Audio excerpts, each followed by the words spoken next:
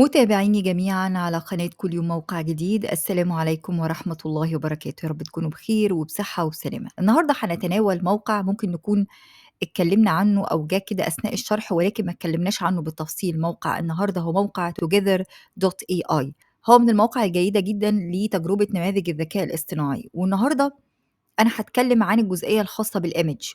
هو في 3 حاجات، في الchat والlanguage والimage. أنا النهارده هاتكلم عن جزء فقط الخاص بالimage. أتمنى إن أنتم تتابعونا على قناة infotech for you لو أنتم حابين تعرفوا أكتر عن بعض الmodels أو الLLMS الlarge language models. هتعرفوا حاجات كتير جدًا ومهمة للمهتم الذكاء الاصطناعي بشكل عام، مش فقط بالمواقع اللي بتنشئ صور أو بتنشئ فيديوهات أو بتنشئ صوت. إن شاء الله تلاقوا حاجات تفيدكم. القناة infotech for you إن شاء الله هتلاقوها بتظهر في الend screen، وهتلاقوها أيضًا في الفيديوز الموجودة على القناة. لو دخلت على التاب الخاصة بchannels هتلاقي infotech for you. أتمنى إن شاء الله بإذن الله إنها تفيدكم وتعجبكم. مش بس هي خاصة بالجزئية المتعلقة بالذكاء الاصطناعي، أي بقى شيء متعلق بالتكنولوجي بشكل عام، حتى برامج مايكروسوفت، حتى التحديثات الجديدة، كل ده إن شاء الله هتلاقيه. فهاكون سعيدة جدًا، جدًا لو طبعًا زرتوني على القناة الأساسية. نرجع مرة تانية لموقع النهاردة together AI. together AI زي ما قلت لكم فيه 3 حاجات، في الإيمج وفي الشات وفي اللانجوج.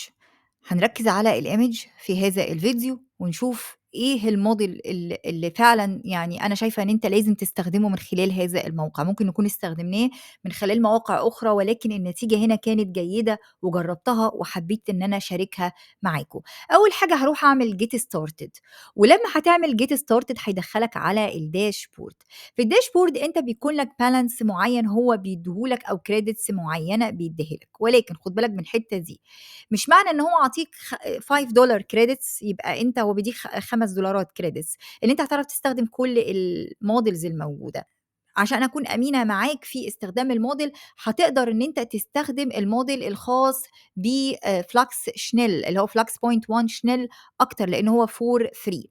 في الأول لما دخلت أنا جربت بعض الموديل من خلاله، أعتقد إن هو بيكون مسموح لك بعدد معين تستخدم الموديلز دي، بعد كده هو بيقفلها. فجرب تستخدم كل الموديلز، لو اشتغلت معاك ده شيء جيد جدا، ولكن هتلاقي بعد فترة مش هيشتغل معاك غير الفلاكس شنيل هو اللي هيشتغل معاك أفضل. جرب وقول لي رأيك إيه. ممكن ما يشتغلش معاك من الأول خالص أي موديل تاني غير الفلكس بوينت 1 شنيل، ولكن تعالى كده شوف النتيجة وهنعمل إيه بهذا الموديل الجيد اللي أنا شايفة النتيجة بتاعته حلوة قوي وحبيت إن أنا أشاركها معاكم. هبتدي أروح للبلاي جراوند ومن الدروب داون ليست أو من القائمة المنسدلة هبتدي أختار ايمج. لما هخش على البلاي جراوند الخاص بالايمج هبص هلاقي هنا عندي الموديل. تبتدي تختار من الموديل الموجودة، في شنل، في فلكس بوينت 1 شنل فور فري تقدر تستخدمه فور فري. في بعض الموديل مقفولة بعد فترة، في بعض الموديل بتبقى مفتوحة. تعالوا نجرب شنال اللي مش فري كده واشوف هل هو فاتحهولي ولا لا، استخدمه زي ما انا عايزة بالكريدتس اللي معايا. هبتدي احط الامر، والامر ده جايباه من بيتر ات اي اي، الموقع المشهور ببناء الاوامر بشكل سهل وبسيط، وكنت شرحته واتكلمت عنه من قبل. اعتقد ان انا بتناوله دايما في كل فيديو. وهنا هبتدي اقول له اعمل لي illustration لميدل ايجد بزنس مان في متوسط العمر قاعد في الاوفيس بتاعه. اللايتنج بتاع الاضاءه عايزاها باك لايت، الاضاءه تكون متركزه على الباك لايت، فيرست بيرسون اللي هو الكاميرا عليه، ونوع الكالر فايبرنت. ابتدي ان انا اقول له انتر، وهنا اتاكد في الموديل ان انا واقفه على فلكس بوينت 1 شنال، وتاكد ايضا هنا من نوع الموديل اللي انت بتستخدمه. بعد كده هقول له انتر واشوف النتيجه. بص السرعه، اولا السرعه عاليه جدا، وبص النتيجه اللي هو اعطيها لي بالنسبه للصوره. الستريشن الصورة ممتازة جدا جدا في إنشاء محتوى، طبعا زي ما انت شايف التفاصيل والديتيلز عالية جدا. هتبتدي ان انت تروح تعمل داونلود ليه؟ علشان هو مش هيسيب الصور دي، مش هتبقى مخزنة عنده، فيش كاش. هو هنا بيقول لك لازم تعمل داونلود للصورة، لان انا لو جيت عملت ريفرش خلاص الصورة كده راحت مني. هبتدي هنا بس اغير، وهنا اقول generate an real photo. ريل فوتو يعني صورة تكون فوتو رياليستيك، وهبتدي ان انا اقول له انتر. بصوا ريل فوتو اعطاني ريل فوتو زي ما انتم شايفين، الصورة رائعة جدا. ممكن هنا كمان اغير في لون الكالر، فايبرنت كالر ممكن اخليه اكول كالر. وهنا مثلا ممكن اخليه هنا في ستريت، في الشارع، وأخلّي هنا الcolor تكون warm. بُصّوا أنا بابدِّل كده، باعمل تباديل وتوافيق في الأمر بمنتهى البساطة. The style is، هاسيب الstyle مُعبِّر، أنا عايزة وِش الشخص يكون مُعبِّر، نفس الmodel. هنا الشخص بدل ما يكون في office، هنا الشخص موجود في street، زي ما إحنا شايفين جيد جدًا. تعالوا نجرّب شنال الfree خالص بقى، اللي ما بياخدش من الcredit بتاعي. هاحُط نفس الأمر بالمنظر ده، وهاخلّيه أيضًا reel photo، وأشوف هنا النتيجة هتكون عاملة إزاي. النتيجة أيضًا جيدة، ولكن من وجهة نظري النتيجة دي أحلى. فالfree حلو وكل حاجة، بس ده باين طبيعي أكتر من الصورة دي.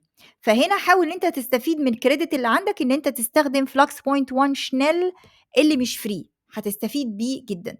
تعالوا بقى نجرّب Stable Diffusion من الحاجات اللي ممكن نجرّبها، بتاخد من الcredit. تعالوا نحط هنا reel، وتعالَ بقى بُص الصورة بتاعتك، عشان أنا باحب أورّيك إن Flux هو الأفضل والأحسن من وجهة نظري. Flux طبعًا فيه Schnell، فيه Pro. آدي النتيجة، بُصّوا النتيجة مش حلوة. Stable Diffusion XL 1.0 النتيجة بتاعته زي ما أنت شايف مش حلوة. نجرّبه حاجة تانية، أبتدي أروح أحط أمر تاني، وأبتدي أستخدم Flux Point One Schnell. بُصّوا النتيجة، هنا أنا عايزة create a 3D render لدراجون. الدراجون دوّة فيه معبد في الخلفية زي ما إحنا شايفين، التفاصيل معقّدة، النتيجة حلوة جدًا، جدًا، جدًا. أنا عملت صورتين، يعني إيه مرّتين، دوست مرّتين فأعطاني صورتين. تخيّل كده لو أنا استخدمت Stable Diffusion، تعالَ كده نستخدم Stable Diffusion عشان نقارن ونحط نفس الأمر. أنا بس عايزة أورّيك النتيجة. دي النتيجة بتاعته، النتيجة مش وحشة، بس الصورة الجودة بتاعتها مش عالية زي الصورة دي، زي ما أنتم شايفين، فرق كبير جدًا ما بين Schnell point one وما بين Stable Diffusion XL 1.0. ده بالنسبة للمودلز المختلفة. لو جينا نجرّب بقى Flux 1.1 Pro، هنا هيدّيك message، أو عطاني أنا message أنا كنت جرّبته من قبل عليه، ولكن هنا أنا لمّا جيت أحُط الأمر وجيت أجرّبه بيقول لي إن لازم تحطّي credit علشان تستخدميه، مش مُكتفي هو بالcredit الموجود على الموقع. ده بالنسبة للنتايج الخارجة من Flux Point One Schnell من موقع together.ai. حاول تستفيد من ال$5 اللي بيدّيها لك. طبعًا لو أنا رُحت للداشبورد هالاقي إن أكيد الرقم اللي هنا بقى 4.26، أعتقد إن هو كان 4.29، فقَل شوية طبعًا لإن هو هيقِل مع الوقت. حاول تستفيد من الخطة المجانية قدر الإمكان. أتمنى تكونوا استفدتوا من فيديو النهارده على قناة كل يوم موقع جديد. باحاول أقدّم لكم كل جديد ومفيد، وأي حاجة بتقابلني باستفيد بيها باحاول إن أنا أطلع أكلّمكم عنها. زي ما باقول لكم في نهاية كل فيديو، ما تنساش تعمل subscribe للقناة وتفعّل الجرس عشان يوصلك كل جديد، وهاكون سعيدة لو شرّفتوني على قناتي الأساسية Infotech for you. ولو كنتم متابعينا الأعزاء ما تنساش لايك وشير وكومنت. دمتم في رعاية الله، والسلام عليكم ورحمة الله وبركاته.